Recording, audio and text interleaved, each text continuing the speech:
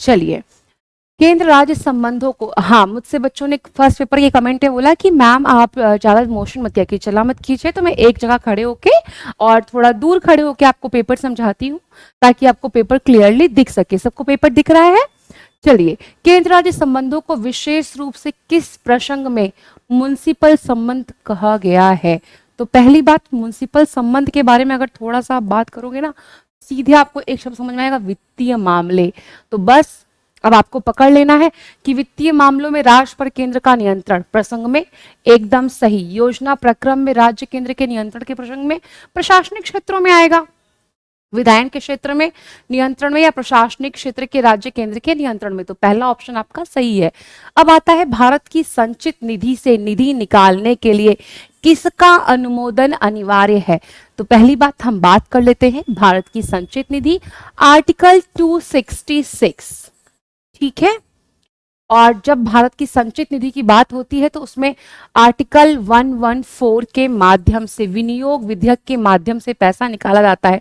और कौन निकालता है? भारत की संसद निकालती है। जैसे हम जानते हैं कि संचित निधि होती है, इसी तरह कंटीजेंसी फंड भी होता है, आकस्मिक निधि होती है। आर्टिकल 267 में वो कौन निकाल सकता है? वो प्रेसिडेंट निकाल सकते हैं, राष्ट्रपति निकाल सकते हैं। तो यहाँ पे एक साथ हमने आपको दो क्वेश्चन समझा दिए। नेक्स्ट, संसद अंतर्राष्ट्रीय संधियों को भारत के किसी भाग अथवा संपूर्ण भारत में लागू करने के लिए कोई भी कानून बना सकती है, सभी राज्यों की सहमति से, बहुसंख्यक राज्यों की सहमति से, बिना किसी राज्य की सहमति से। तो देखिए, जब भी ऐसी कोई बात होती है अंतर्राष्ट्रीय संधियों की, तो सर्वोच्च कौन है? सेंट्रल है। तो बिना किसी राज्य की सहमति से वो किसी भी निर्णय को बना सकती है। निम्नलिखित में कौन सा राज्य सूची का विषय नहीं है? पुलिस, कानून व्यवस्था, कारागार, तीनों ही राज्य सूची का विषय है। दंड प्रक्रिया संहिता किसका विषय है? आईपीसी किसका विषय है? समवर्ती सूची का विषय है, ठीक है। चलिए आगे बढ़ते हैं। यदि कोई राज्य सरकार प्रशासनिक शक्तियों के बारे में केंद्र के निर्देशों का पालन करने में असमर्थ रहती है, तो राज्य में संवैधानिक आपात की घोषणा की जा सकती है तथा राष्ट्रपति राज्य की सभी शक्तियों को ग्रहण कर सकता है। सर्वोच्च न्यायालय के हस्तक्षेप के लिए कहा जा सकता है, राज्य मंत्री परिषद को अपदस्थ करके राष्ट्रपति राज्यपाल को निर्देश कर सकता है। देखिए, जब भी ऐसी व्यवस्था आती है, तीन कंडीशन हम जानते हैं। आर्टिकल 352, क्या कह रहे हैं हम? Article 352, article 356, article 360। आर्टिकल 352 राष्ट्रीय आपात, आर्टिकल 356 राष्ट्रपति शासन, और वित्तीय आपात आर्टिकल 360। तो इसमें कह रहा है, यदि कोई राज्य प्रशासनिक शक्तियों के प्रयोग में निर्देशों का पालन नहीं कर रही है तो कौन आएगा? राज्य मंत्री परिषद को अपदस्थ करने के लिए राष्ट्रपति राज्यपाल को निर्देश दे सकता है। आप बहुत बार सुनते हैं कि राज्यपाल का सीधा किसका प्रभाव होता है? केंद्र का प्रभाव होता है। किस अनुच्छेद के अनुसार संसद समय समय पर विधि द्वारा संसद के प्रत्येक सदन या किसी राज्य के विधानमंडल सदस्य के लिए निर्वाचन संबंधी कानून बनाती है? चलिए, अब ये बताइए क्वेश्चन क्या है कि संसद समय समय पर विधि द्वारा प्रत्येक सदन या किसी राज्य के विधानमंडल के लिए निर्वाचन संबंधी कानून बनाती है। तो जरा एक बार मुझे सोच के बताइए कि ये कौन सा आर्टिकल होगा। अगर मैं गलत नहीं हूं तो क्या आप लोग आर्टिकल 327 के बारे में सोच रहे हैं? हाँ, तो आप बिल्कुल सही सोच रहे हैं। आर्टिकल 325 क्या है? देखिए, आर्टिकल 324 से ही निर्वाचन के विषय शुरू हो जाते हैं। 325 में आपकी जो मतदाता सूची तैयार करने की विशेषता, लिंग, जाति आदि के आधार पर बताया मैंने वो। 324 मैंने आपको बताया कि निर्वाचन के बारे में शुरू ही हो जाता है यहाँ से, ठीक है। अनुच्छेद 323 जितने भी लोक सेवक हैं उनके कृत्यों के बारे में, कार्यों के बारे में, प्रतिवेदन के बारे में चर्चा होती है, ठीक है। आगे बढ़ते हैं। संघ एवं राज्यों के बीच कर के विभाजन संबंधी प्रावधानों को, देखिए जब टैक्सेस की बात आ रही है मतलब पैसे की बात आ रही है ना भाई।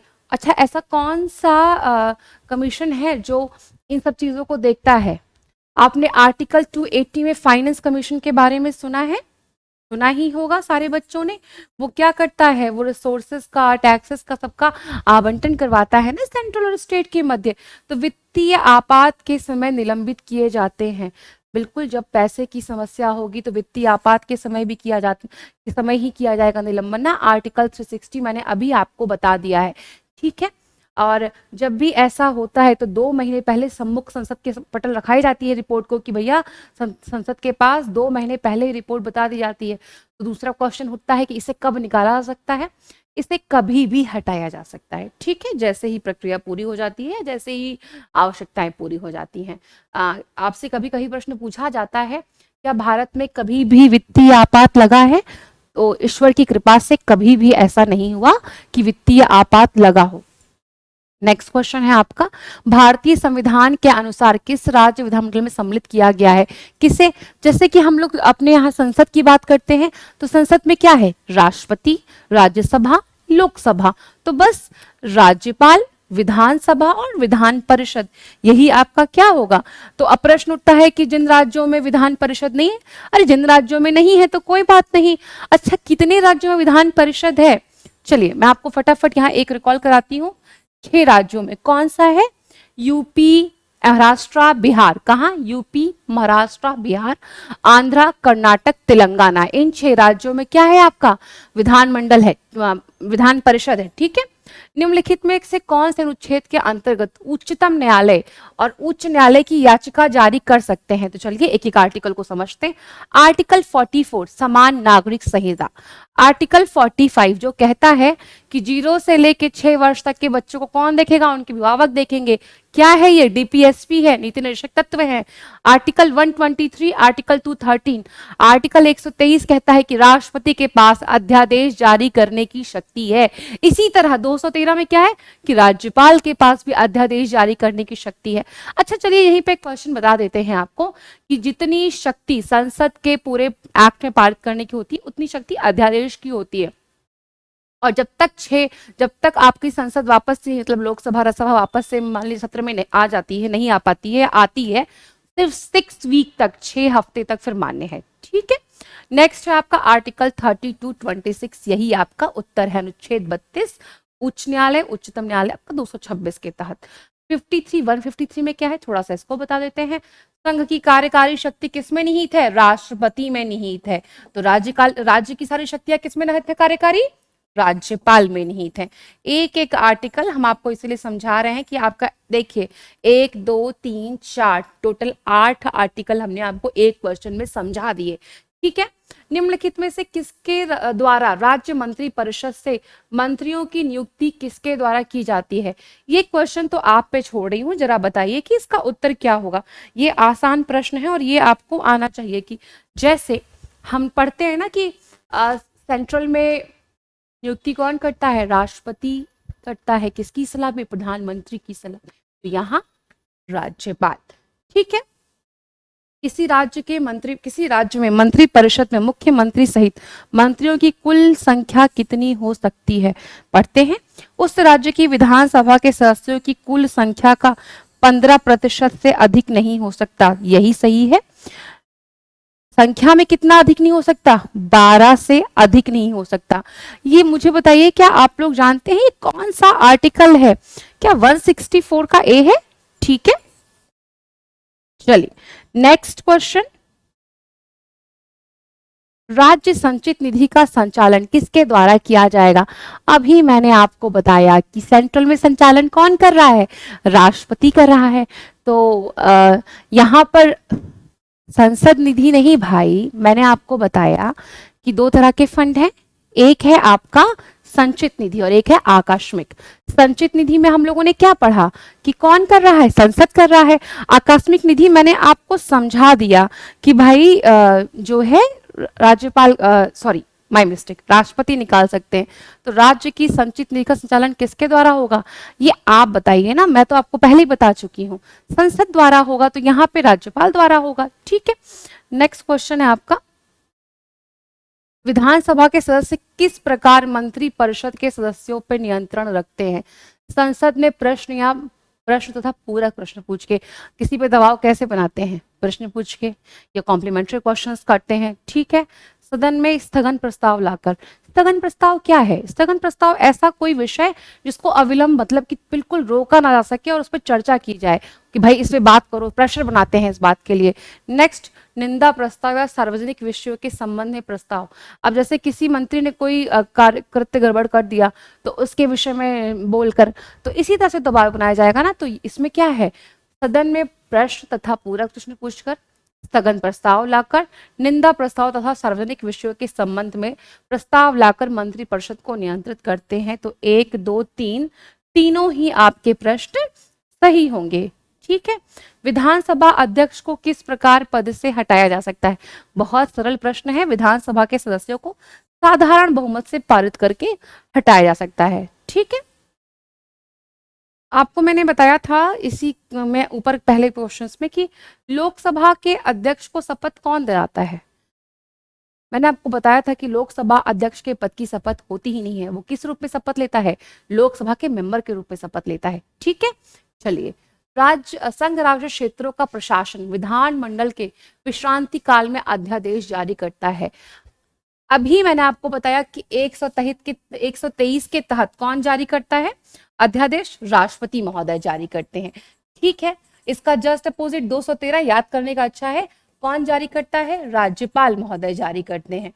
तो 239 में कौन है? संघ राज्य प्रशासन के विधानमंडल में अध्यादेश जारी करने की यही आपका आंसर है। तो अनुच्छेद 241 में क्या है, क्योंकि जो ये विषय है इस संघ राज्य क्षेत्रों का है, यूटी का विषय है, तो यूटी के हाईकोर्ट की बात हो रही है। चलो अच्छा बताओ, ऐसा कौन सा यूटी है जिसका अपना हाईकोर्ट है? वर्तमान में तो 2 हो गए हैं। पहले सबसे पहले दिल्ली था, 1966 में बना था। राज्य पर केंद्रों के नियंत्रण को बढ़ावा देने के लिए कौन कौन से कारण उत्तरदायी हैं? सशक्त नेतृत्व का अभाव है, बिल्कुल ठीक। दलीय अनुशासन लागू करना है, बिल्कुल ठीक। राज्य की केंद्र पर निर्भरता, राज्यों की केंद्र पर निर्भरता है। अभी आपको मैंने फाइनेंस कमीशन आर्टिकल 280 बताया, इसमें क्या है कि धन का, रिसोर्सेज का बंटवारा हो रहा है। ठीक है, तो उनकी निर्भरता है। तो यहाँ पे कौन, क्षेत्रीय दलों का उदित होना, इससे बहुत फर्क नहीं पड़ता। ठीक है।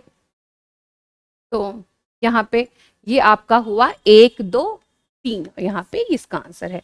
राज्य के नीति निर्देशक तत्व सिद्धांत किस प्रकार मौलिक अधिकारों से भिन्न है?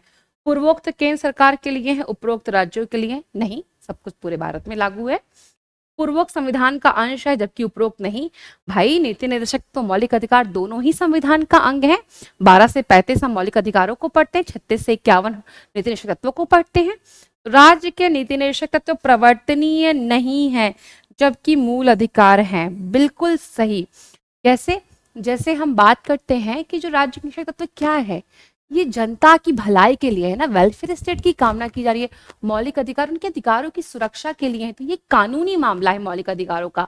पर जो नीति निषेध तत्वों का मामला क्या है? सामाजिक सुरक्षा का मामला है ना, राजनैतिक मामला है, नैतिक मामला है, पर ये वैधानिक मामला है जो मौलिक अधिकार है। ठीक है। संविधान संशोधन हेतु विधेयक सर्वप्रथम कहाँ प्रस्तुत किया जाता है? पहली बात, संविधान संशोधन किसमें आता है? पहले आपको मैंने बताया है 368 में आता है। ठीक है, भाग 20 में आता है। संविधान संशोधन की चर्चा की गई है इसमें।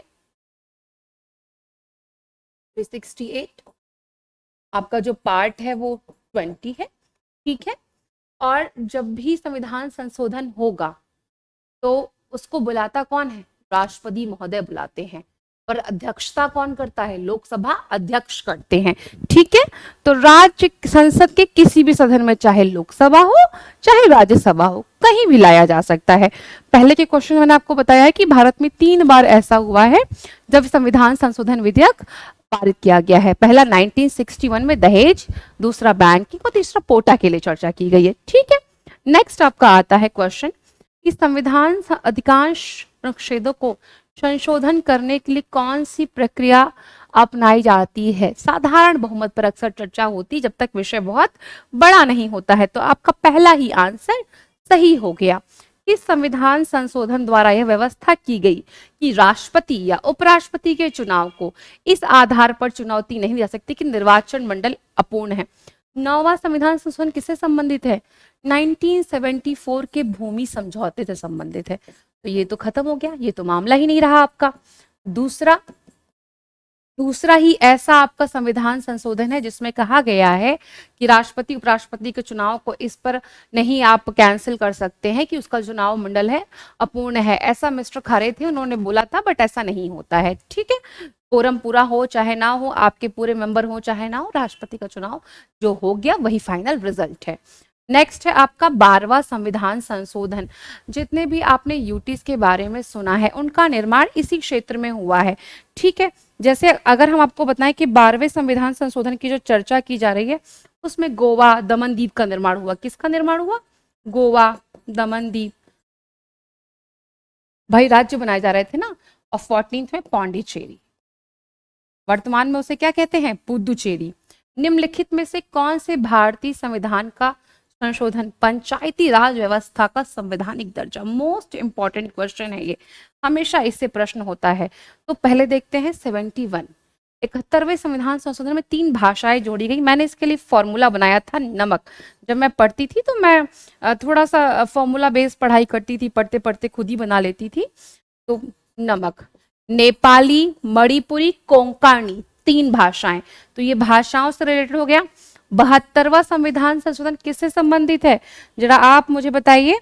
मैंने आप लोग को पिछली बार बताया था, त्रिपुरा विधानसभा में एसटी आरक्षण से। किससे? त्रिपुरा विधानसभा में एसटी आरक्षण से। ठीक है, जो हमारे शेड्यूल्ड ट्राइब्स लोग हैं उनके रिजर्वेशन से संबंधित है। नेक्स्ट है आपका 73वां संविधान शोधन, यही आपका उत्तर है। ये है आपका ग्राम पंचायतों से यानी पंचायतों से रिलेटेड, और ये है आपका नगर पालिकाओं से। ठीक है, राजीव गांधी जी के समय भी इसको लाया गया था पर उस समय फॉलो अप नहीं हो पाया था। फिर 73वें संविधान शोधन में ग्राम पंचायत, जो कि आपकी 11वीं अनुसूची का विषय है, 74 नगर पालिकाओं की चर्चा है जो आपकी 12वीं अनुसूची का विषय है। ठीक है, नेक्स्ट प्रश्न आपका आता है कि भारतीय संविधान के किस संशोधन के तहत स्पष्ट रूप से यह व्यवस्था की गई है कि राष्ट्रपति मंत्री परिषद की सलाह को मानने के लिए बाध्य है? तो आपका आर्टिकल ये 24 संविधान संशोधन है, ये मूल अधिकार से रिलेटेड है। ठीक है, किससे रिलेटेड है? मूल अधिकारों से। 25वें में मैंने 2 चीजें देखी थी, एक तो बैंकों का राष्ट्रीयकरण देखा था, दूसरा डीपीएसपी का विषय देखा था। क्या देखा था? नीति निर्देशक तत्वों के विषय में है। ठीक है, 41वें में क्या बताया था मैंने आपको कि 60 से 62 वर्ष राज्य लोक सेवा आयोग के जो मतलब अध्यक्ष होते हैं उनकी एज बढ़ाई गई। क्या की गई? 60 से 62 वर्ष बढ़ाई गई। तो आपका एकमात्र ऑप्शन बचा 42वां संविधान संशोधन। जब मैंने आपका इसका ऊपरी हिस्सा बताया तो मैं आपको बता रही थी कि जो 42वां संविधान संशोधन है उसे मिनी कॉन्स्टिट्यूशन कहा गया। इतने सारे परिवर्तन हुए। कब है 42वां संशोधन? 1976। भारतीय संविधान पहली बार संविधान संशोधन कब हुआ? 1951 में हुआ है। ठीक है, 9वीं अनुसूची का विषय है ये। पंचायती राज अधिनियम को कब पारित किया गया? 2 सितंबर 1959, 14 मार्च 1956, 17 फरवरी 1951, 8 नवंबर 1972। इसके सारे ही आंसर गलत हैं। 2 अक्टूबर 1959 नागौर, आपको पता है कि नागौर राजस्थान में है, वंशधारी गांव में। ठीक है, पहली बार किया गया, तो इसके सारे ही उत्तर गलत हैं। 2 अक्टूबर 1959, तो यहाँ पे क्या हो जाएगा? 2 अक्टूबर 1959 वंशधारी गांव नागौर जिला।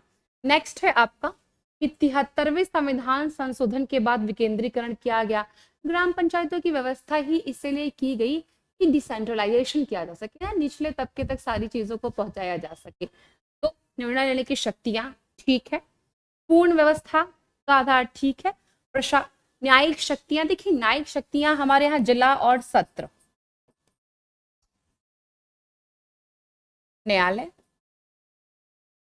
फिर आपको पता है हाई कोर्ट, और सबसे ऊपर हमारा सुप्रीम कोर्ट। तो कहीं आप देख रहे हैं कि ग्राम पंचायतों की या 73वें संविधान संशोधन में क्या है? बता दिया है मैंने, ग्राम पंचायत है। तो एक यही नहीं आएगा, तो कौन सा ऑप्शन होगा? 1, 2, 4। ठीक है, न्यायिक शक्तियों को हम 3 भागों में देखते हैं, जिला और सत्र न्यायालय, हाई कोर्ट, और सर्वोच्च पे कौन है? Supreme court. ठीक है, नेक्स्ट प्रश्न है आपका, निम्नलिखित में कौन से पंचायती राज संस्था नहीं है? जिला परिषद है, पंचायत समिति है। पंचायत समिति आपकी ब्लॉक स्तर पर या तहसील स्तर पर भी हो सकती है, ठीक है।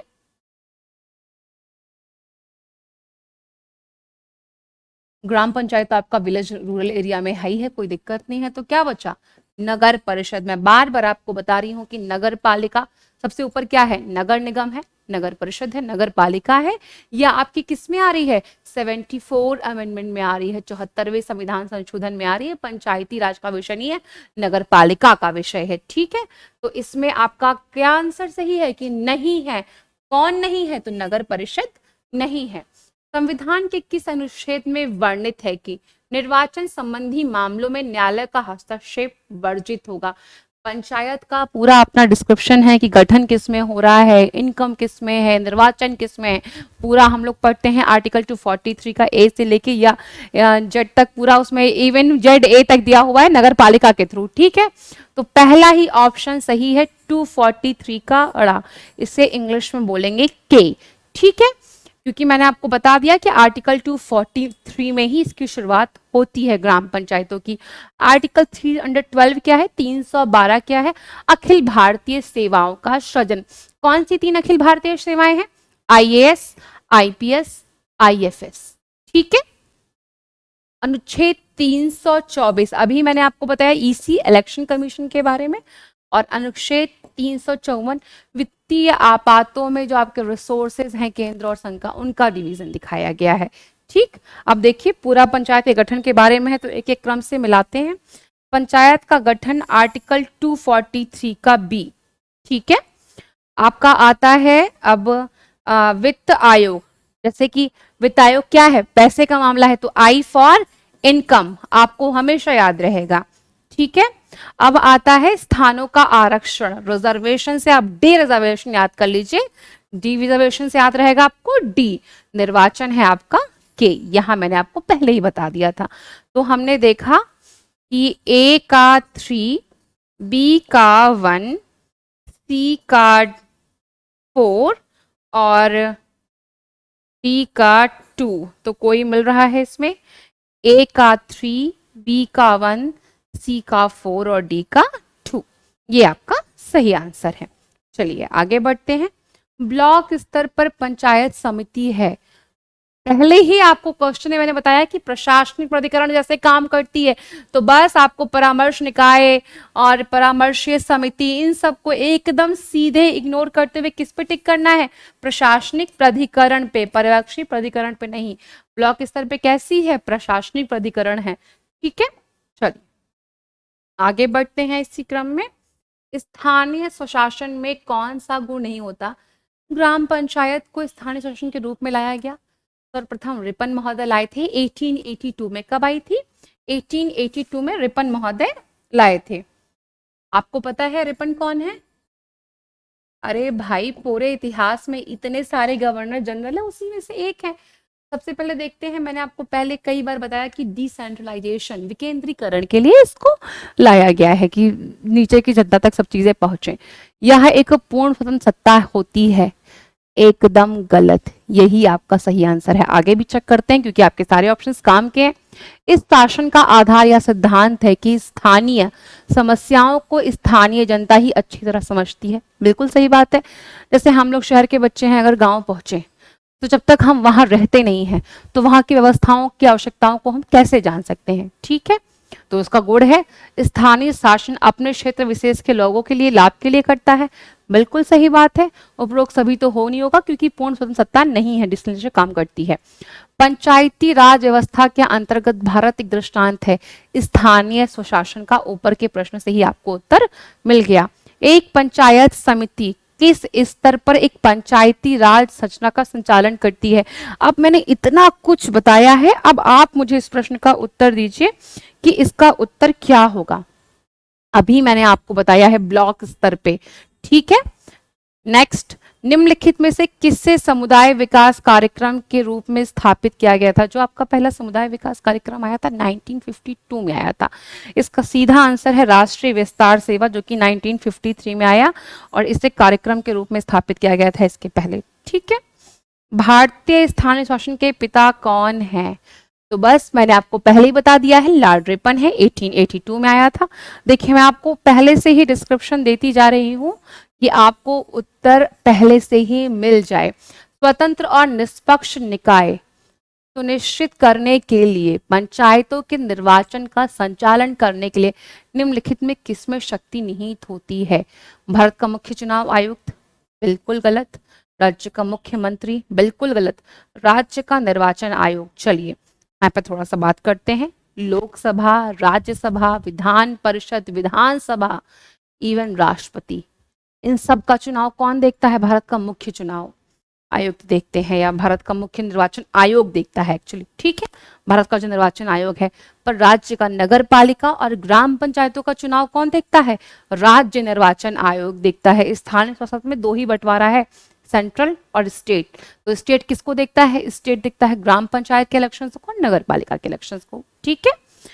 राष्ट्रीय आपात के दौरान निम्नलिखित में से कौन से अनुच्छेद निलंबित नहीं किए जा सकते?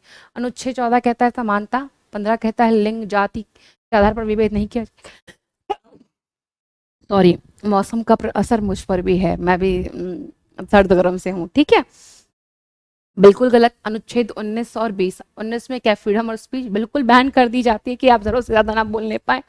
20, 21 और 22, ठीक है। 21 क्या है जरा हमको बताइए भाई, क्या है 21? प्राण दैहिक स्वतंत्रता है। और 22 क्या है ये बताइए।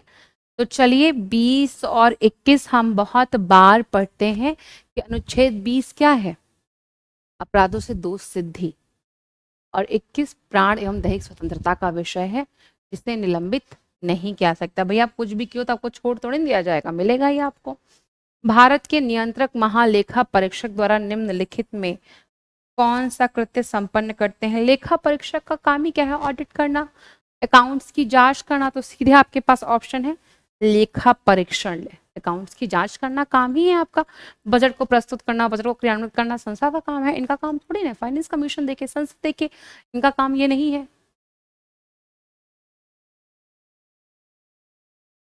संविधान के किस अनुच्छेद में राजभाषा आयोग गठित करने का प्रावधान है? आर्टिकल 319 बताता है आपके लोक सेवा के बारे में, ठीक है। लोक सेवा आयोग के प्रतिवेदन के विषय में बताता है। लोक सेवा के बारे में आपका है, आपको पता है आर्टिकल 312 अखिल भारतीय सेवाएं, क्या बताया मैंने? अखिल भारतीय सेवाएं, अभी मैंने बताया है आपको, ठीक है। 315 राज्य सेवा आयोग, जिसकी परीक्षा की हम लोग तैयारी कर रहे हैं। आर्टिकल 317 जिसमें इनको हटाया जाता है, पदच्युत किया जाता है, ठीक है। 320 में इनके कृत्यों को देखा जाता है, इनके काम को देखा जाता है। आर्टिकल 323 अभी मैंने आपको बताया था, अब आप बताओगे। तो यहाँ पर आता है आर्टिकल 344, यही आपका उत्तर है। और अभी कुछ देर पहले मैंने आपको बताया था 352, 356, 360 राष्ट्रीय आपात, राष्ट्रपति शासन, वित्तीय आपात। तो कौन सा होगा आपका? अनुच्छेद 344 राजभाषा आयोग, ठीक है। राजभाषा आयोग किस आर्टिकल में है जरा हमको बताइए। क्या पार्ट 17 में है, भाग 17 में है? ठीक बोल रहे हैं हम, आप लोग आंसर चेक करके बताइएगा। संविधान के अनुच्छेद 344 के तहत प्रथम राजकीय भाषा आयोग का गठन किया गया। एम के मुंशी की अध्यक्षता में, बिल्कुल गलत। 1955 में बीजी खरे की अध्यक्षता में। इन्होंने क्या कहा? हमारी लिपि क्या होगी? देवनागरी लिपि होगी, भाषा हिंदी होगी। देखिए ऐसा कहीं लिखा नहीं है कि भाषा राज्य भाषा या राष्ट्रीय भाषा हिंदी है, राजभाषा के तौर पे मिला हुआ है। बहुत सारे ऐसे स्टेट हैं जो अपना हिंदी भाषा में पत्र आदि का व्यवहार करते हैं। आर्टिकल 350 शायद 346 है, ठीक है। आर्टिकल 347 कहते हैं कि राष्ट्रपति महोदय के पास इतनी शक्ति है कि कहीं अगर कोई अपनी भाषा बोल रहा है तो वो वहाँ की भाषा को मान्यता दे दें, ठीक है। इसी तरह मुझे जहाँ तक याद रहा है आर्टिकल 350 का ए, जिसमें कहते हैं कि कोई भी जो स्टूडेंट है, बच्चा है, अपनी मातृभाषा में अपनी पढ़ाई कर सकता है, ठीक है। अब यहाँ पे लगाना है आपको निम्नलिखित शब्दों को तार्किक और सार्थक क्रम। तो सबसे पहले राष्ट्रपति महोदय, ठीक है। फिर उपराष्ट्रपति महोदय, बिल्कुल ठीक है। फिर प्रधानमंत्री महोदय, 3। फोर्थ पे अध्यक्ष महोदय और फिफ्थ पे सांसद महोदय। तो कहाँ मैच कर रहे हैं हम लोग भाई? 2, 1, हाँ प्रधानमंत्री, ठीक है, यही वाला ऑप्शन आपका सही है। क्रम के अनुसार लगाना है तो देश के प्रथम व्यक्ति तो हमारे राष्ट्रपति महोदय है ना, भले वो हमारे यहाँ वास्तविक रूप में काम नहीं करते बट नॉमिनेटेड रूप में तो वही फर्स्ट है। अनुसूचित जाति और अनुसूचित जनजातियों के लिए आरक्षित निर्वाचन का परिसीमन निर्वाचन क्षेत्रों के निर्धारण किसके द्वारा किया जाता है? इलेक्शन कमीशन करता है, पर परिसीमन आयोग की सहायता से करता है। क्या कहा हमने कि निर्वाचन आयोग करता तो है पर किसकी सहायता से करता है? परिसीमन। परिसीमन आयोग का काम क्या है जरा बताइए हमको, क्या आपने कुछ पढ़ा है? अरे भाई वही तो बताते हैं काउंटिंग करके कि कितने कहाँ मेंबर हैं और कहाँ जनसंख्या ज्यादा बढ़ रही है, कैसे सीटों का आवंटन करना है। ठीक है भाई, इलेक्शन कमीशन काम है मतदाता सूची को तैयार करना, चुनाव चुनाव चिन्ह देना, कैसे इलेक्शन होगा, इन चीजों को बताना। ठीक है, संघ राज्य क्षेत्रों का प्रशासन किसके नियंत्रण में है? यूटी के लिए बहुत सारी शक्तियां राष्ट्रपति को प्रदान है, सेंट्रल का विषय। ठीक है, पिछड़ा वर्ग, एक चीज यहाँ बताना भूल गई, अनुसूचित जाति और जनजातीय आयोग आर्टिकल 338 एंड 330 ए में लाया गया है। ठीक है, पिछड़ा वर्ग आयोग की नियुक्ति संविधान के किस अनुच्छेद में है? तो पहले बताओ, अनुच्छेद 240। इतनी देर से मैं आप लोग को इतने सारे अनुच्छेद बता रही हूँ, अब आप मुझे बताओ। अभी जब मैंने आर्टिकल 239 में यूटी के बारे में बताया था तो आपको बताया था कि 240 में क्या है? 241 में मैंने आपको बताया था कि सुप्रीम कोर्ट है अपना यूटीज का। तो बस ये यूटी के विषय की चर्चा हो रही है, तो एकदम क्लियर है कि पिछड़ा वर्ग आयोग नहीं है। पिछड़ा वर्ग आयोग है आपका आर्टिकल 340। 272 में टैक्स की बात की गई है कि कैसे करों को उद्गृहित किया जाए। आर्टिकल 290 देखिए, 280 में इतनी बार चिल्ला रही हूँ कि फाइनेंस कमीशन से है, फाइनेंस कमीशन से है मतलब वित्त आयोग से रिलेटेड है। तो आर्टिकल 290 किससे संबंधित है? ये पेंशन और खर्चे का समायोजन है। क्या है इसमें, किस चीज की चर्चा की गई है? पेंशन एवं खर्चे का समायोजन है। ठीक है, मैंने आपको चारों आर्टिकल्स के विषय में बता दिया। जैसे यहाँ पे एक क्वेश्चन आया है तो मेरे दिमाग में उसका आया तो मैं सोच रही हूँ आप लोग को बता दूं। आपको ये चीज़ पता है कि सुप्रीम कोर्ट के जो जजेस होते हैं उनको भत्ता, वेतन, पेंशन सब सुप्रीम कोर्ट देती है। ठीक है, बट जो हाई कोर्ट के जजेस होते हैं उनको जो वेतन है वो राज्य सरकार देती है, और पेंशन कौन देता है? सेंट्रल गवर्नमेंट देती है। ठीक है, नेक्स्ट है आपका, निम्नलिखित में से कौन सा कथन सत्य है? राष्ट्रीय विकास परिषद का गठन 6 अगस्त 1952 को हुआ था। कब हुआ था? 6 अगस्त 1952।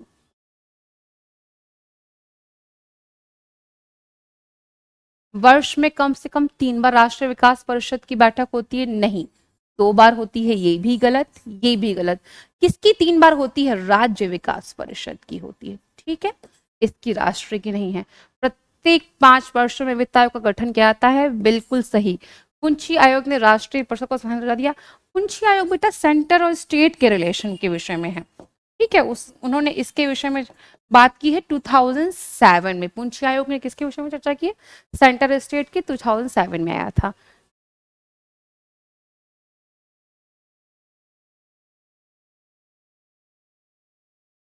अच्छा सॉरी, क्वेश्चन ज्यादा ऊपर चले गए। नहीं नहीं, ठीक है, ठीक। राष्ट्रीय अनुसूचित जनजाति आयोग में एक अध्यक्ष और एक उपाध्यक्ष के अलावा कितने सदस्य होते हैं? 5 मेंबर होते हैं, एक अध्यक्ष, एक उपाध्यक्ष और 3 सदस्य। टोटल 5 होते हैं, तो कितने सदस्य होंगे? 3 सदस्य होंगे। अब आपको मुझे बताना है कि इनके चेयरपर्सन का नाम क्या है। राष्ट्र वित्त आयोग की रिपोर्ट संसद के पटल पर कौन रखवाता है? तो जब इतनी देर से हम लोग इतनी सारी फाइनेंस की कर रहे हैं तो ये उत्तर तो अब मैं आपसे ही पूछूंगी कि भाई मुझे बताओ कि ये कौन रखवाता है, यहाँ पर कौन रखवा रहा है, चर्चा कौन कर रहा है जब इतनी देर से राष्ट्र वित्त आयोग की बात हो रही है? भारत का नियंत्रण के महालेखा परीक्षक। मैंने आपको क्या बताया कि ये क्या करते हैं? कि लेखा परीक्षण करते हैं। ठीक है, वित्त आयोग के अध्यक्ष वो तो जैसे कि बंटवारे के बारे में बातचीत करते हैं, रिसोर्सों के बारे में बातचीत करते हैं, इसकी बात नहीं करते। लोकसभा अध्यक्ष नहीं, तो कौन है? राष्ट्रपति महोदय हैं, जो राष्ट्रीय वित्त आयोग की रिपोर्ट संसद के पटल पे रखवाते हैं। बिहार किस क्षेत्रीय परिषद में आता है? आपको पता है बिहार पूर्वी क्षेत्रीय परिषद में आता है बिहार, झारखंड, उड़ीसा, बाकी राज्य भी आते हैं। कितनी क्षेत्रीय परिषदें हैं हमारे यहाँ? 1956 में बनी थी, ठीक है। इसके चेयरपर्सन राष्ट्रपति या गृह मंत्री में से कोई भी हो सकते हैं। जो यहाँ के सीएम होते हैं वो उनके चेयरपर्सन के रूप में काम करते हैं। पहले 5 थी, वर्तमान में 6 हैं, एक पूर्वोत्तर बनाई गई है, ठीक है। राष्ट्रीय अनुसूचित जनजाति आयोग का गठन संविधान के किस अनुच्छेद के तहत किया गया है? इसका उत्तर आपको देखते ही आ गया होगा, मैंने पहले ही बता दिया है, आर्टिकल 338, ठीक है। अब 331 में क्या है? जैसे हम लोग, अब तो हम लोग यहाँ से रिजर्वेशन समाप्त कर दिया गया है, पर लोकसभा में आंग्र समुदाय के लिए सीट रिजर्व की गई थी। इसी क्रम में आर्टिकल 333 में विधानसभा में की गई थी। अनुच्छेद 305 क्या है? अनुच्छेद 305 में चर्चा की गई है व्यापार समागम के विषय में, ठीक है। अब नेक्स्ट क्वेश्चन है आपका, मुख्य सूचना आयुक्त के वेतन भत्ते वही होंगे जो उच्च न्यायालय के मुख्य न्यायाधीश के हैं? नहीं। राज्य के कैग शॉर्ट फॉर्म में, वैसे कैग किस आर्टिकल में आते हैं, क्या आपको पता है? इतनी देर से कैग पे चर्चा हो रही है। आर्टिकल 148, और इनके पूरे जो 148 से 151 तक 4 आर्टिकल्स में कैग के कृत्यों की बातचीत की गई है। तो क्या है? मुख्य निर्वाचन आयुक्त, हाँ, मुख्य सूचना आयुक्त। एक चीज आपको पता है ना, मुख्य निर्वाचन आयुक्त, क्योंकि मुख्य निर्वाचन आयोग संवैधानिक संस्था है, ठीक है। क्या मुख्य सूचना जो सीवीसी है वो हमारी संवैधानिक संस्था है? नहीं, पूरे संविधान में कहीं उसकी चर्चा नहीं की गई है, वह गैर संवैधानिक संस्था है, पर दोनों के वेतन भत्ते बराबर हैं। राज्य लोक सेवा आयोग के अध्यक्ष का कार्यकाल मैंने पहले ही बता दिया था, 41 अमेंडमेंट, 6 वर्ष या 62 वर्ष की होनी चाहिए। संघ लोक सेवा आयोग में 6 वर्ष से या 65 वर्ष की होनी चाहिए। थोड़ी बात कर लेते हैं यहीं पे लोक सेवा आयोग के बारे में। मैंने आपको सारे आर्टिकल बताए। 312 में संघ लोक सेवा आयोग, 315 में क्या बताया मैंने आपको कि 312 में संघ लोक सेवा आयोग, 315 में राज्य लोक सेवा आयोग, 317 में बातचीत करने की बात की गई है। जब भी ऐसा कुछ होता है तो इनकी जो संघ लोक सेवा आयोग है उसमें नियुक्ति कौन करते हैं? राष्ट्रपति महोदय करते हैं अध्यक्ष की नियुक्ति। टोटल 10 मेंबर होते हैं। कितने मेंबर होते हैं? संघ लोक सेवा आयोग में 10 मेंबर होते हैं। तो जो राज्य लोक सेवा आयोग के अध्यक्ष है उनकी नियुक्ति कौन करता है? राज्यपाल महोदय करते हैं। पर यदि उन्हें कभी दोषी पाया जाता है, 2 ही दोष लगते हैं उसमें, क्या लगते हैं? अब ये आप बताएंगे, 2 मैंने बता दिए हैं, चलिए एक बता देती हूँ, दुर्व्यवहार एक आप बताइएगा। तो उसमें जब हटाया जाता है तो राष्ट्रपति हटा सकते हैं, राज्यपाल महोदय नहीं हटा सकते हैं। नेक्स्ट, निम्नलिखित कथनों में से कौन से कथन सत्य हैं? राष्ट्रीय मानवाधिकार आयोग एक संवैधानिक निकाय है? बिल्कुल नहीं, कि स्टैचुरी बॉडी है। कैसी बॉडी है? स्टैचुरी बॉडी है। तो ये तो गलत हो गया। 1993 में संवैधानिक आयोग, ये गैर संवैधानिक आयोग था, इसे बनाया गया था। बिल्कुल सही है कि इसके आयोग त्रिस्तरीय होते हैं। तो अच्छा, ये सत्य क्वेश्चन है, ठीक है। आगे बात कर लेते हैं। मानवाधिकार आयोग में एक अध्यक्ष व 3 सदस्य होते हैं? नहीं, सदस्य ज्यादा होते हैं। क्या आप लोग बता सकते हैं कि कितने सदस्य होते हैं? अरे भाई, 1 सदस्य होते हैं और 4 मेंबर होते हैं, ठीक है। अध्यक्ष, उपाध्यक्ष, 3 सदस्य। मानवाधिकार आयोग के अध्यक्ष की नियुक्ति राष्ट्रपति द्वारा गठित प्रधानमंत्री अध्यक्षता के 7 नहीं, 6 सदस्यीय समिति द्वारा की जाती है। और जो ह्यूमन राइट कमीशन है ये कैसा होता है? एडवाइजरी होता है, सलाहकारी होता है ना। निम्नलिखित में से कौन सा कार्य निर्वाचन आयोग के कार्यों संबंधी गलत है? मैंने आपको बताया है अभी निर्वाचन आयोग के कार्य, निर्वाचन नामावली तैयार करना सही है, राजनीतिक दलों को मान्यता प्रदान करना सही है, निर्वाचन के समय दलों उम्मीदवारों के लिए आचार संहिता निर्धारण करना बिल्कुल सही है। तो इस हिसाब से क्या गलत हुआ? संसद के सदस्यों की अयोग्यता से संबंधित मामलों का राष्ट्रपति सलाह नहीं देना। देखिए, जब भी ऐसा होता है तो इसका जो बातचीत होती है राष्ट्रपति के द्वारा होती है, पर सलाह कौन देता है? निर्वाचन आयोग की सलाह होती है। और अगर दल बदल का मामला होता है तो स्पीकर महोदय या राज्यसभा का पदेन यानी कि अध्यक्ष ही निर्णय करता है, जैसा वो कहते हैं वैसा होता है। आर्टिकल कौन सा है? आर्टिकल 103, ठीक है। इनमें से किसने भारतीयों को वकीलों का स्वर्ग कहा? आइवर जेनिंग्स, बहुत फेमस नेम है ये। ऐसा क्यों कहा है इन्होंने? कुछ तो रीजन होगा ना कहने का। अरे भाई, इन्होंने कहा है कि इतनी जटिल भाषा का प्रयोग किया है, सोल्यूशन है उसमें, अगर आप खोजना चाहते हैं तो आपको सॉल्यूशन मिलेगा। देखिए, इसीलिए हमारे मतलब संविधान की, मैं हमेशा बोलती हूँ कि संविधान की खूबसूरती भी ये है कि हर तबके का ध्यान है, और शायद थोड़ा सा हर पॉजिटिव चीज़ के साथ एक नेगेटिव इम्पैक्ट होता है। और इतनी बड़ी संस्था को मैं ऐसे नहीं बोल सकती हूँ, बट फिर भी हम देखते हैं कि बहुत सारे शब्दों को तोड़ मरोड़ के उसको प्रकट किया जाता है। ठीक है, निम्नलिखित में सहकारी समिति गठित करने का अधिकार कौन सा अधिकार है? सहकारी समिति के विषय में हमने थोड़ा सा ऊपर बात की थी। कौन सा अमेंडमेंट था? 97। और ये क्या है? मूल अधिकार है। 19 का सी या 19 का गा। ठीक है, संघ बनाने की अनुमति है उसमें आपको। संघ लोक सेवा आयोग के संबंध में निम्नलिखित कौन सा सत्य है? आयोग अपनी वार्षिक रिपोर्ट केंद्र सरकार को देता है।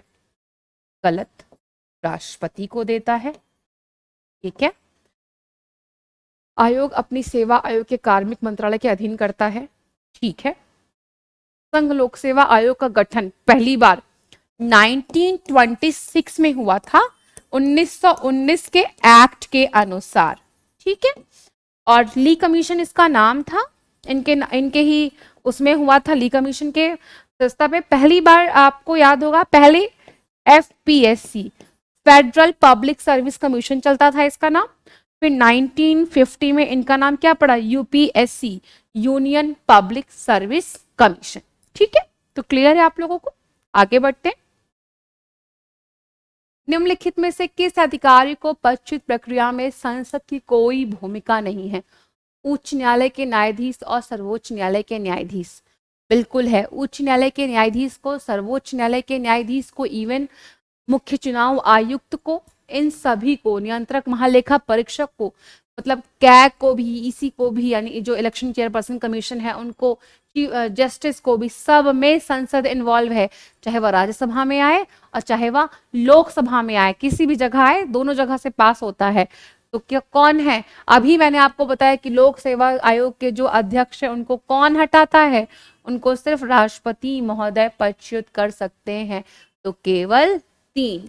हाल ही में किस राजनीतिक पार्टी को चुनाव आयोग का राष्ट्रीय दल का दर्जा दिया गया? अगर आपको याद हो, पहले 8 थी, फिर 2 पार्टियों को छीना गया। जिसमें कौन सी पार्टी थी? राष्ट्रवादी कांग्रेस, इसका भी दर्जा छीन लिया गया है। भारतीय कम्युनिस्ट पार्टी का भी छीन लिया गया है। भारतीय तृणमूल कांग्रेस का भी छीन लिया गया है। तो बस राष्ट्रीय पार्टी कौन है? आम आदमी पार्टी। पहला क्वेश्चन है कि वर्तमान में कितनी पार्टियों को दिया गया है राष्ट्रीय दल का दर्जा? 6 पार्टियों को दिया गया है। भारतीय संविधान में अवशिष्ट अधिकारों को संघीय सरकार को दिया गया है, राज्य सरकार को दिया गया है, संघीय राज्य सरकार दोनों को दिया गया है, न संघ न राज्य। अवशिष्ट अधिकार, रेजिडुअल पावर की जब बात होती है तो इसे कनाडा से लिया गया है कि नहीं? और मैंने आपको ऊपर के प्रश्न में ही बताया था कि अगर कभी भी ऐसा होता है, किसी शक्ति के विषय में अगर लगता है कि राज्य और संघ में क्लैश हो रहा है, तो कौन जीतेगा? हमेशा संघ जीतेगा। तो संघ ही सरकार को अवशिष्ट शक्तियों का विषय दिया गया है। ठीक है, संवर्ती सूची राज्य सूची की वैल्यू नहीं है भाई इसमें। संघ, पूरा संघ सर के पास पावर है, सेंट्रल के पास पावर है। नेक्स्ट है आपका क्वेश्चन, धन विधेयक की विशेष प्रक्रिया संविधान के किस अनुच्छेद में वर्णित है? अनुच्छेद 109 में विशेष प्रक्रिया वर्णित है। बिल्कुल सही है आपका पहला उत्तर। तो अनुच्छेद 110 में क्या है? धन विधेयक की परिभाषा है कि धन विधेयक क्या है। आर्टिकल 112 क्या है? देखिए, बजट के लिए ना पर्टिकुलर शब्द बजट नहीं यूज किया गया है। क्या यूज किया गया है? वार्षिक वित्तीय विवरण, यानी एनुअल फाइनेंशियल रिपोर्ट। आर्टिकल 280 इतनी बार मैं बता चुकी हूं। फाइनेंशियल कमीशन, फाइनेंस कमीशन, वित्त आयोग। ठीक है, नेक्स्ट प्रश्न है, संसद की संसदीय प्रणाली, ब्रिटेन की संसदीय प्रणाली में मुख्य अंतर क्या है? तो हम जब भी पढ़ते हैं तो हम पढ़ते हैं कि हमारा जो लोकसभा, पूरा संसद लोकसभा के प्रति उत्तरदायित्व होता है। ठीक है, तो सामूहिक उत्तरदायित्व हमने ब्रिटेन से लिया है। द्विसदनात्मक व्यवस्थापिका, हमारे यहाँ भी लोकसभा राज्यसभा है, उनके यहाँ भी इसी तरह हाउस ऑफ मेंबर्स पार्लियामेंट है। वास्तविक एवं नाममात्र की कार्यपालिका, हमारे यहाँ प्रेसिडेंट को हम लोग देखते हैं कि मतलब वो नामालकी हैं और जो पीएम है वो वास्तविक हैं। इसी तरह उनके यहाँ जो क्वीन है वो नामात की हैं, बाकी संसद का विषय है। तो जो जुडिशियल रिव्यू है, न्यायिक समीक्षा है, न्यायालय की बहुत सारी चीजें हम लोगों ने कहाँ से ली हैं, अमेरिका से ली हैं। तो ठीक है, ब्रिटेन से क्या क्या लिया था, सामूहिक उत्तरदायित्व, द्विसदस्यता, वास्तविक एवं नाम मात्र की कार्यपालिका, मुख्य अंतर किस चीज का है, न्यायिक समीक्षा का। जितने भी प्रश्न हम आपको थोड़ा स्पीड से इसलिए करा रहे हैं ताकि आपको 2x करके ना देखना पड़े, आप इजिली आप पढ़ ले। ठीक है, देश का पहला संविधान साक्षर जिला कोल्लम, पहला ही उत्तर आपका सही है। मैं जैसे करंट अफेयर्स पढ़ाती हूँ तो मैं बच्चों को अक्सर बताती हूँ कि डिजिटल साक्षर हो, संविधान साक्षर हो, लिटरेसी रेट में हो, सेक्स रेशियो में हो, मतलब गजब कर रहा है केरल। आपको पता है कि केरल का जिला है कोल्लम, और जितनी चीजों को आप सोच सकते हैं वो उन हर क्षेत्र में बेहतर कार्य कर रहा है। द्रौपदी मुर्मू किस नंबर की व्यक्तिगत निर्वाचित राष्ट्रपति है, 15वें नंबर की है। भारतीय संविधान संशोधन तथा राज्यों का गठन से संबंधित सम्मिलित नहीं है। 36वां राज्य सिक्किम है, बिल्कुल सही। 53वां राज्य मिजोरम है, बिल्कुल सही। 55वां राज्य आपका 55वां संविधान संशोधन 24 राज्य अरुणाचल है, ठीक है। और गोवा, ये दोनों 97 के आसपास बने होंगे और ये 1975 में। अब आता है आपका 26, ये है आपका 84 संशोधन।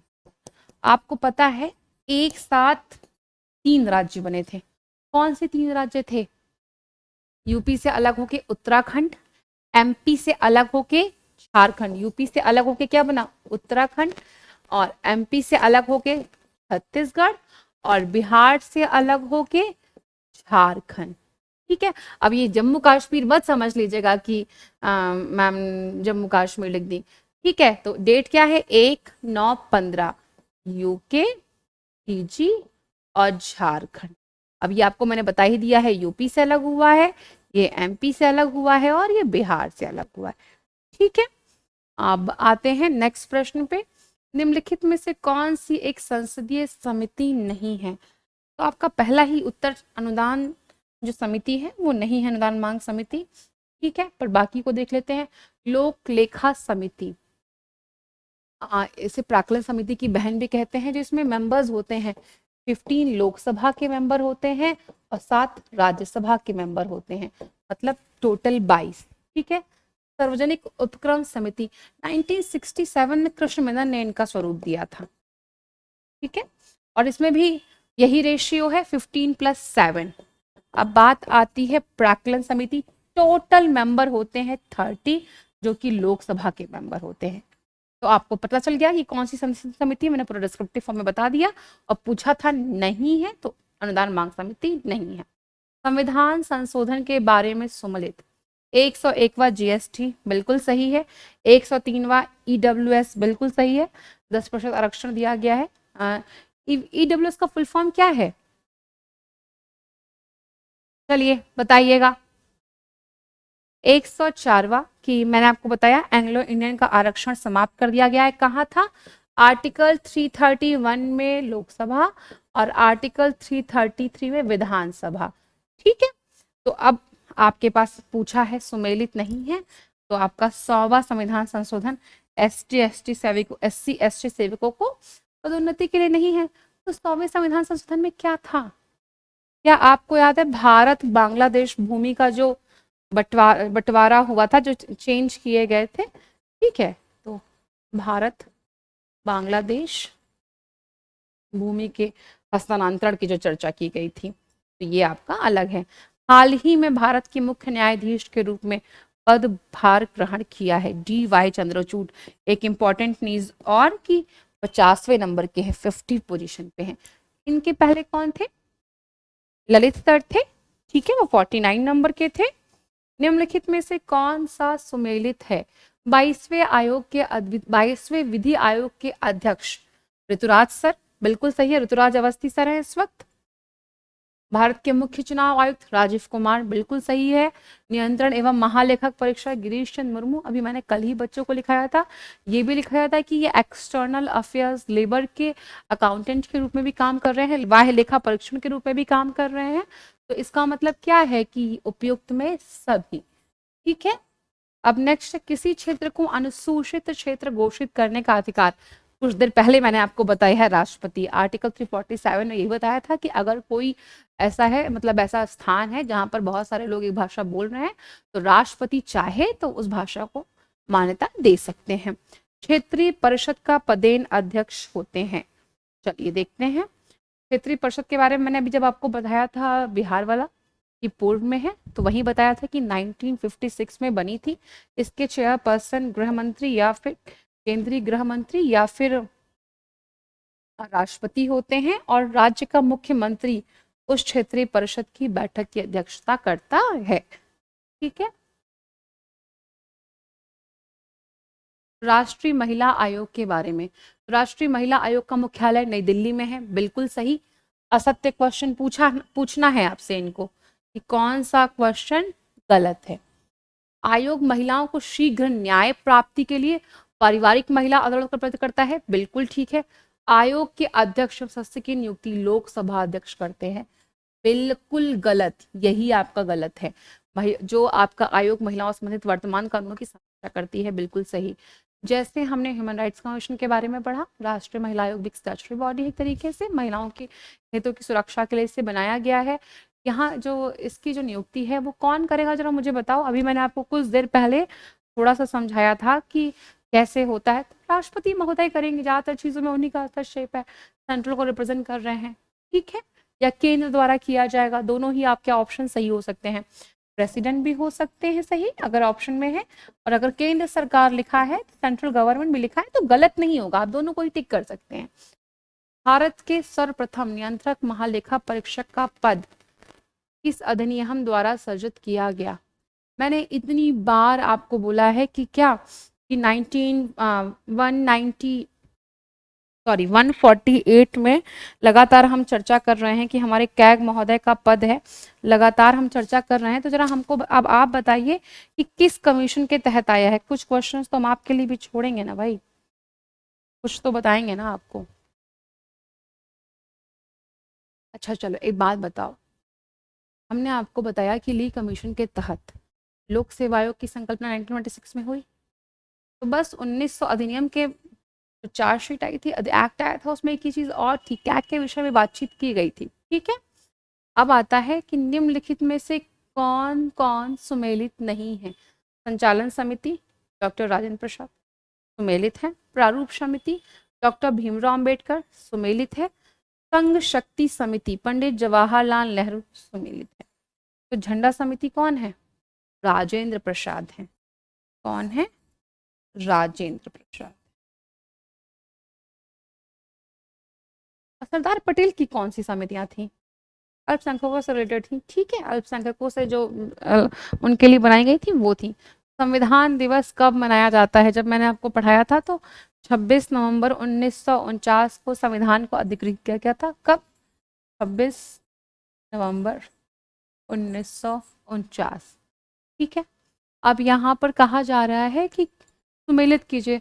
तो उत्तर प्रदेश की पहली सीएम सुचेता कृपलानी, बिल्कुल ठीक। बिहार में राबड़ी देवी, बिल्कुल ठीक। मध्य प्रदेश में उमा भारती जी, और राजस्थान में वसुंधरा राजे सिंधिया। सारे ही सुमेलित हैं। तो 1 2 3 4। संविधान सभा का गठन कब हुआ? देखिए, संविधान सभा का जो पहला गठन था ना, वो 6 दिसंबर 1946 को हुआ। ठीक है। 9 दिसंबर 1946 को डॉक्टर सचिदानंद सिन्हा ये क्या बने थे? ये इसके अध्यक्ष बने थे। कैसे थे? अस्थाई थे। फिर 11 दिसंबर 1946 को कौन बने? श्री राजेंद्र प्रसाद जी बने। और ये कैसे थे? स्थायी अध्यक्ष थे। ठीक है, स्थायी अध्यक्ष थे। ये थोड़ी सी डिटेल मैंने आपको बता दी। तो यहाँ पर कोई भी ऑप्शन सही नहीं है, तो प्रश्न गलत है। तो चाहे 6 दिसंबर 1946। भारतीय संविधान को बनने में कितना समय लगा? 2 वर्ष 11 माह 18 दिन। इस चैप्टर की पूरी बातों को हमने डिस्कस कर दिया, और जो चीजें आपको समझ नहीं आ रही होंगी आप लोग कमेंट्स के द्वारा पूछ सकते हैं। Thank you student.